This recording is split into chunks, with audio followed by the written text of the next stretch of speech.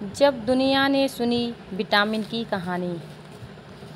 बच्चों, क्या तुम जानते हो कि एक सदी से भी अधिक समय तक कई वैज्ञानिक विटामिन पर शोध करते रहे थे। विटामिन की खोज से जुड़ा इतिहास बहुत रोचक है, आइए जानें। सदी से लड़ने के लिए विटामिन सी, आँखों की रोशनी बढ़ाने वाले विटामिन ए, हड्डी निर्माण के लिए विटामिन डी। विटामिन हमारे स्वास्थ्य के लिए महत्वपूर्ण है, लेकिन क्या तुम जानते हो कि विटामिन्स पोषक तत्वों के बारे में दुनिया ने पहली बार कब जाना और कैसे उनके साथ अक्षरों को जोड़ा गया? 1912 में पोलिश बायोकेमिस्ट क्रिस्टोफर फंक ने उन खाद्य पदार्थों के बारे में एक लेख प्रकाशित किया जिसकी कमी से कुछ बीमारियां होती थीं। फंक के विश्लेषण से पता चला कि खाद्य पदार्थों में पाए जाने वाले रोग निवारक रसायन एमाइन नामक रसायनों के परिवार के सदस्य हो सकते हैं।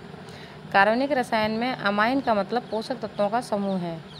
कासिमर फंक ने भी इस अमाइन ग्रुप से संबंधित माना।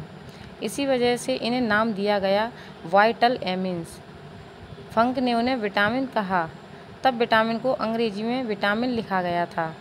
इसके अंत में ई का उपयोग किया गया।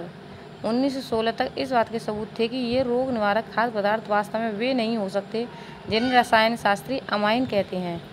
फैट सोल्यूबल ए और वाटर सोल्यूबल बी से विटामिन नाम का प्रयोग किया गया। उस समय विटामिन के केवल दो प्रकार ही ज्ञात थे। 1920 में एक अन्य रसायन शास्त्री ने फैट सोल्यूबल ए और वाटर सोल्यूबल बी नाम पर कुछ सवाल खड़े किए। उन्होंने पुराने शब्द विटामिन से ई हटाने और पदार्थों को विटामिन्स कहने का सुझाव दिया। तब कहा गया कि पदार्थ चाहे जो भी हो, विटामिन नाम रासायनिक दृष्टि से सबको स्वीकार्य होगा।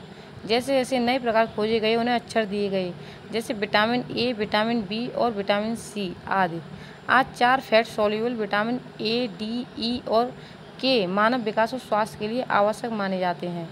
9 वाटर सोल्यूबल विटामिन भी हैं, जैसे vitamin B1 thiamine, B2 riboflavin, B3 niacin, vitamin B5 pantothenic acid, B6 pyridoxine, B7 biotin, B9 folate, B12 cobalamin और C स्वास्थ्य के लिए ज़रूरी है। अंतिम आवश्यक विटामिन B12 की खोज हुए 1948, कई दशक हो गए। अब ऐसा लगता है कि विटामिन के जरिए हमारी पोषण संबंधी कमियों का समाधान हो गया, लेकिन इसका मतलब यह नहीं कि खोज रुक गई।